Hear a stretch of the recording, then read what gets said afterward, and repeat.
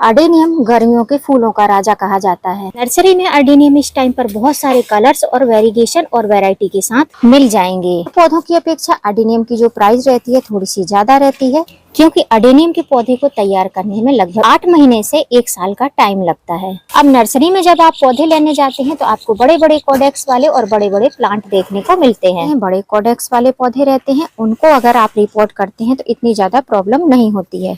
वहीं पर अगर छोटे पौधों को आप रिपोर्ट करते हैं, छोटे ग्राफ्टेड पौधे रहते हैं, उनको किस तरीके से रिपोर्ट किया जाता है जिससे कि आपके अडेनियम के पौधे हेल्दी कंडीशन में चलते रहे, ना तो उनका कॉडेक्स ढीला हो, ना ही पौधे पत्तियां झड़ाए और पौधा एकदम मजबूत तरीके से बढ़ता रहे। आज मैं आपके साथ में शेयर करूंगी छोटे ग्राफ्टेड अडेनियम को किस तरीके से लगाया जाता है, जिनके कॉडेक्स भी छोटे रहेंगे और प्लांट भी छोटे रहेंगे।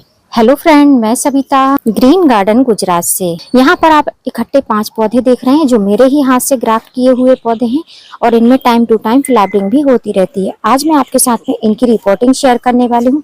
एक प्लांट की रिपोर्टिंग शेयर करूंगी, बाकी की प्लांट में बाद में लगा लूंगी। कुछ पौधे में देख सकते हैं बहुत ही सुंदर से कलर भी आ रखे हैं, फूल भी खिल चुके हैं और कुछ पौधे में फूल खिल के फेड होके गिर भी चुके हैं। ये जो पौधे आप देख रहे हैं ये पॉली बैग में लगे हुए हैं, क्योंकि जब मैंने इनकी रिपोर्टिंग करी थी रूट स्टॉक की तो इसी तरीके से पॉली बैग में लगे थे और पॉली बैग में लगे हुए पौधों को ही मैंने ग्राफ्ट कर दिया था। अभी आप देख सकते हैं इनके कॉडेक्स इस तरीके से आपको दिखाई दे रहे हैं।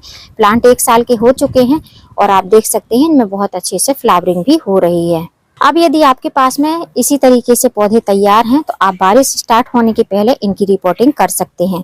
ऐसा अगर आप अभी इस टाइम पर कर लेंगे तो वैसे भी अडेनियम गर्मी पसंद पौधे रहते हैं, तो बारिश होने के पहले पहले इनको रिपोर्ट करेंगे तो हेल्दी कंडीशन में अच्छे से रूट को डेवलप कर लेंगे, कॉडेक्स को स्टेबल कर लेंगे, जिसके कारण से जैसे ही ज्यादा बारिश होने लगेगी आपके कॉडेक्स मजबूत हो चुके रहेंगे और उसके बाद में ये गलेंगे नहीं, खराब नहीं होंगे। और जब बारिश का पानी मिलेगा तो अडेनियम के कॉडेक्स दुगने तरीके से बढ़ने लगते हैं, मतलब इनके कॉडेक्स का साइज काफी अच्छा बड़ा होने लगता है। अब जो अडेनियम की ग्राफ्टिंग होती है वो 2 तरीके से होती है। एक होती है बटन ग्राफ्टिंग जो मेरे पौधे में हो रखी है, मैं बटन ग्राफ्टिंग ही करती हूँ, और दूसरी होती है वी ग्राफ्टिंग, तो जो भी आपको ठीक लगे आप उस तरीके से ग्राफ्टिंग कर सकते हैं। अब ये जो 5 ग्राफ्टेड पौधे देख रहे हैं इसमें एक पौधा ऐसा है जिसमें मैंने डबल ग्राफ्टिंग करी है। यहाँ पर आप देख सकते हैं एक ये जो ग्राफ्टेड ब्रांच है ये बड़ी हो चुकी है और दूसरा ये जो देख सकते हैं आप ये अभी अभी निकला है, जबकि मैंने इसको पिछले साल ही किया था। ना तो ये खराब होता था ना ही इसमें स्प्राउट निकलता था, तो अभी इसमें नया ये 2 ब्रांच निकली हैं, तो अभी ये डबल ग्राफ्टिंग है, इसमें डबल कलर है। आज मैं जिस पौधे की रिपोर्टिंग करने वाली हूँ वो है ये पौधा। ये बहुत ही सुंदर फ्लावरिंग प्लांट है, इसमें डबल शेड में फ्लावर आते हैं और इसके फ्लावर देखने में बहुत सुंदर दिखाई देते हैं। पौधे की कंडीशन आप देख सकते हैं काफी अच्छा हाइटेड पौधा है, मतलब इसकी हाइट काफी अच्छी है। ब्रांच एक ही है लेकिन हाइट काफी अच्छी है, कॉडेक्स भी काफी अच्छा है। अब अडेनियम का जो पौधा रहता है उसको लगाने के लिए सॉइल मिक्स सबसे ज्यादा मैटर करता है कि कैसा सॉइल मिक्स बनाना है। अगर मिट्टी अच्छी बनाकर रखेंगे तो पौधा आपका 100% बहुत अच्छे से बारिश में चलता रहेगा। अडेनियम के पौधे की मिट्टी बनाने के लिए यहाँ पर आप जो देख रहे हैं टब में 2 चीज आपको दिखाई दे रही है। एक जैसे ही दिखाई दे रहे होंगे लेकिन एक नहीं है, 2 तरीके की चीजें हैं। सबसे पहले तो है गार्डन सॉइल, हमारे गमले की मिट्टी। दूसरा जो आप देख रहे हैं ये है कंपोस्ट, जो कि किचन के कंपोस्ट और गार्डन कंपोस्ट का मिक्सचर है। और इसमें आपको थोड़ी सी मात्रा में मैंने मिट्टी भी मिक्स करी थी, तो जिसके कारण से रेड सॉइल भी दिखेगी आपको और जो हमारे गार्डन की मिट्टी है वो भी दिखाई देगी। अब नॉर्मल मिट्टी और किचन कंपोस्ट में आपको फर्क दिखाई दे रहा होगा। नॉर्मल मिट्टी ब्राउन कलर की दिख रही होगी और किचन कंपोस्ट आपको कुछ ब्लैकिश कलर की दिखाई दे रही होगी। अब यदि आप अडेनियम के लिए फर्स्ट टाइम सॉइल मिक्स बना रहे हैं तो उसका मेजरमेंट मैं आपको बता देती हूँ कि किस तरीके से आपको इसकी सॉइल मिक्स बनाना है। मैंने जो मिट्टी ली है मैंने अपने गार्डन के हिसाब से और अपने मिट्टी के हिसाब से इसका मेजरमेंट रखा है। यदि आप अडेनियम के पौधे के लिए फर्स्ट टाइम सॉइल मिक्स बना रहे हैं तो सबसे पहले आपको लेना है सैंड। सैंड आप अपने अकॉर्डिंग ले सकते हैं, आप जितने पौधे में लगा रहे हैं उस हिसाब से आप ले सकते हैं। तो ये सैंड हो गई। सैंड आपने जितनी ली है उसका आपको हाफ पार्ट गार्डन की सॉइल लेनी है या जो भी नर्सरी की सॉइल है वो लेनी है, और जितनी आपने मिट्टी ली है उतना ही आपको कंपोस्ट लेना है। कोई भी कंपोस्ट ले सकते हैं, वर्मी कंपोस्ट, गोबर की खाद या फिर किचन कंपोस्ट। और उसके बाद में आपको लेना है लगभग हल्की मुट्ठी से 1 मुट्ठी भर के कोकोपीट। ये ऑप्शनल है, आप नहीं लेना चाहते हैं तो नहीं भी ले सकते हैं। ये एक ऑप्शनल चीज है, जिसको आप डालना चाहें डाल लें। इसको डालने से क्या होता है मिट्टी थोड़ी सी हल्की हो जाती है। तो ये सॉइल मिक्स अगर आप रेडी करते हैं तो आपके अडेनियम के पौधे में जो मिट्टी है वो बार बार से सूख जाएगी और बार बार से आपको उसमें पानी देना पड़ेगा। आपके पौधे में रूट रॉट की समस्या बिल्कुल नहीं आएगी। अब मेरा जो सॉइल मिक्स है मैं आपको बता देती हूँ। मेरी जो गार्डन की सॉइल है उसमें ऑलरेडी सैंड मौजूद है, इसलिए मैंने जो है जितनी मिट्टी ली है उसका हाफ पार्ट मैंने सैंड लिया है। अब सैंड में आप कई तरीके से सैंड ले सकते हैं, आप छनी हुई सैंड भी ले सकते हैं जिसको रेती या बजरी कहा जाता है। मैंने जो लिया है, जो वेस्टेज पार्ट रहता है, इस तरीके से बड़े बड़े ग्रेन्यूल्स रहते हैं, ये ले लिए हैं। आपके पास में मिक्स मिलती है बिगर छनी हुई, उसका भी आप यूज कर सकते हैं। एकदम बारीक नहीं लेना है, नहीं तो वो मिट्टी के साथ सेट हो जाती है और फिर ऊपर जो है काई की तरह मिट्टी में जमने लगती है। तो इस तरीके से आपको लेना है। तो मैंने जितनी मिट्टी ली है उसका हाफ पार्ट सैंड ली है, क्योंकि आधी सैंड मेरी सॉइल में मिक्स है। उसके बाद में आपको कंपोस्ट का यूज करना है, कोकोपीट का यूज करना है। ये मेरा सॉइल मिक्स है। अब मैंने एक पौधे के हिसाब से ये सॉइल मिक्स बनाया है, तो इस तरीके से मेरा सॉइल मिक्स बना हुआ है। अडेनियम के पौधे के लिए सॉइल मिक्स रेडी हो गया। इस सॉइल मिक्स में पानी बिल्कुल भी स्टोर नहीं होगा, डेली डेली आपको इसमें पानी देना पड़ेगा। अब मेरा पौधा सेल्फ ग्राफ्टेड है और ये हमारे गार्डन की सॉइल में लगा हुआ है, इसलिए जब मैं इसको रिपोर्ट करूंगी तो बस इसकी प्लास्टिक हटाऊंगी और रूट बॉल के साथ ही इसको रिपोर्ट करूंगी। ये आप यदि नर्सरी से लेकर आ रहे हैं तो आपको पूरी ही सॉइल हटानी पड़ेगी, क्योंकि वो सॉइल में कम रहते हैं, कोकोपीट में ज्यादा रहते हैं। कोकोपीट के साथ में अगर आप एज इट इज ऐसे ही लगा देते हैं तो बारिश के टाइम में बहुत ज्यादा मॉइस्चर ऐड हो जाएगा। कोकोपीट पानी को होल्ड करके रखती है, जिसके कारण से नीचे से इसका जो कॉडेक्स है और रूट है वो गल जाएंगे। ऊपर के साइड में पौधा आपको हेल्दी दिखाई देगा और अचानक से एक दिन पौधा आपका ऊपर से ऐसे गिर जाएगा। तो इसलिए जब भी आप नर्सरी से लाते हैं पौधे तो आपको उसको पूरा अच्छे से क्लीन कर लेना है। क्लीन करने के बाद में आप चाहो तो उसको फंजीसाइड वाले पानी में डिप करके रख सकते हो, या नॉर्मल पानी में आप क्लीन करके 1-2 घंटे बाहर सुखाइए। उसके बाद में जैसे मैं रिपोर्टिंग कर रही हूँ बिल्कुल वैसा ही रिपोर्टिंग करना है, पौधा बिल्कुल भी आपका खराब नहीं होगा। अभी ये जो अडेनियम का पौधा है इसको लगाने के लिए गमला किस तरीके से लेना है, गमला बहुत ज्यादा मैटर करता है। जब आप छोटे से पौधे के लिए बड़ा गमला ले लेते हैं तो फिर सॉइल ज्यादा आती है उसमें, और जिसके कारण से पानी ज्यादा स्टोर होता है। तो इसलिए आपको जितना बड़ा आपका पौधा है उस हिसाब से आपको उसको गमला देना है। मेरे पौधे को आप देख सकते हैं इतना बड़ा है, और इसके लिए जो गमला ले रही हूँ वो इतना बड़ा है, तो ये एकदम सुटेबल है इसके लिए।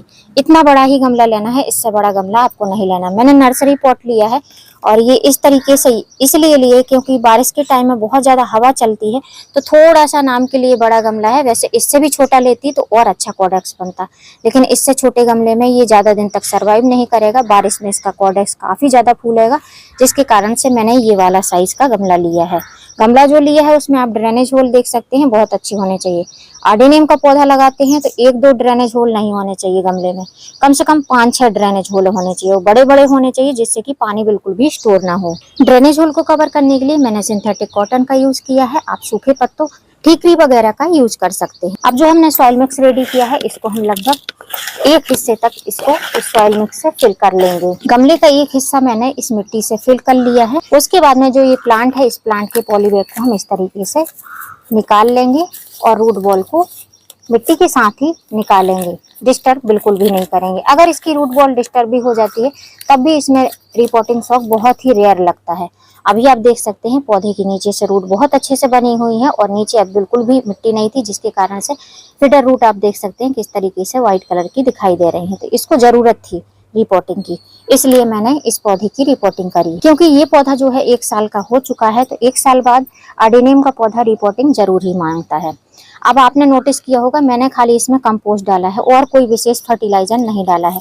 जो लोग बोलते हैं गर्मी में कोई भी फर्टिलाइजर नहीं डालना चाहिए, तो अडेनियम का पौधा गर्मी पसंद पौधा रहता है, इसको गर्मी के टाइम में फर्टिलाइजर जरूर देना चाहिए। ये जो रूट स्टॉक है इसको हम इस पर रखें, उसके पहले हम इसमें कुछ खाद वगैरह देंगे। तो सबसे पहले अडेनियम का पसंदीदा भोजन फास्फोरस रिच फर्टिलाइजर, जिसमें मैंने लिया है बोन मील। बोन मील इसलिए डालती हूँ क्योंकि इसके फूल तो भगवान को चढ़ाए नहीं जाते हैं। जो लोग अगर चढ़ाते हैं तो आप बोन मील स्किप करके ये फर्टिलाइजर दे सकते हैं। ये जो पाउडर फॉर्म में आपको दिखाई दे रहा है ये है ऑर्गेनिक डीएपी, जिसको प्रॉम फर्टिलाइजर कहा जाता है।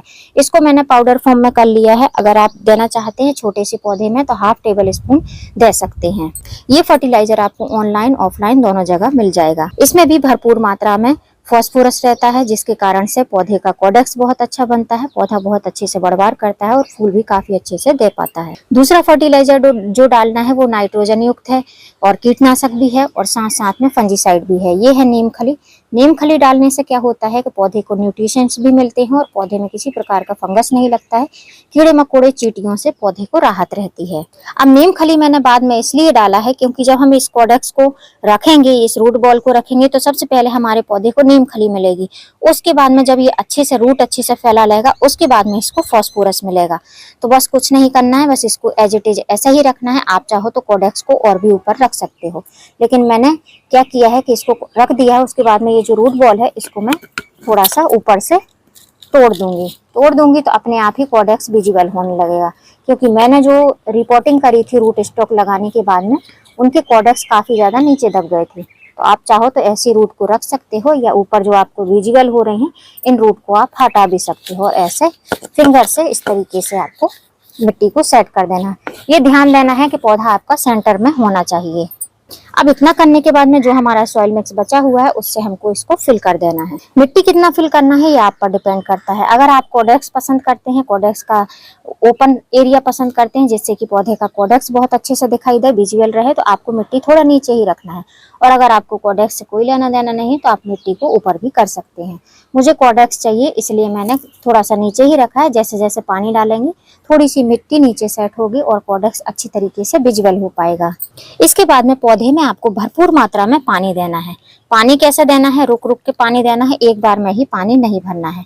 पानी इस तरीके से देना है कि जैसे जैसे पानी सूखता जाए तब तब आपको पानी देना है, और पानी देना तब बंद करना है जब नीचे ड्रेनेज होल से पानी निकलने लगे। तो अभी तो नहीं निकल रहा है क्योंकि मिट्टी एकदम सूखी है, इसको पानी की जरूरत पड़ेगी। जब तक नीचे तक मिट्टी गीली नहीं हो जाएगी तब तक हमको इसमें पानी देना है। अभी आप नीचे से देख सकते हैं ड्रेनेज होल से पानी निकलने लगा है, मतलब कि अब आपको इसमें पानी बिल्कुल भी नहीं देना है, क्योंकि आप देख रहे होंगे ड्रेनेज होल से पानी बहुत अच्छे से ड्रेन आउट हो चुका है। अब मैंने जो ये पौधे की रिपोर्टिंग करी है ये सुबह के टाइम में करी है, सुबह के 7 से ज्यादा ही हो रहे हैं उस टाइम पर मैंने इस पौधे की रिपोर्टिंग करी है।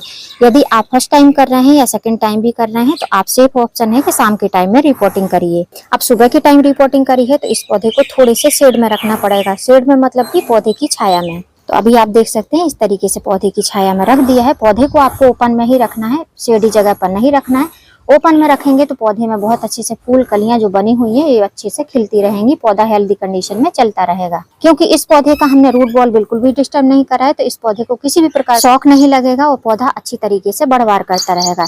यदि आप नर्सरी से लाकर ओपन करके पौधे को लगा रहे हैं तो ये पौधा थोड़ा सा दिन स्ट्रेस में रह सकता है, लेकिन मिट्टी में पानी आपको तभी देना है जब मिट्टी एकदम से ड्राई हो जाए। अगर आप ओपन रूट करके इसकी रिपोर्टिंग कर रहे हैं तो मिट्टी एकदम सूख जाए तभी आपको उसमें पानी देना है।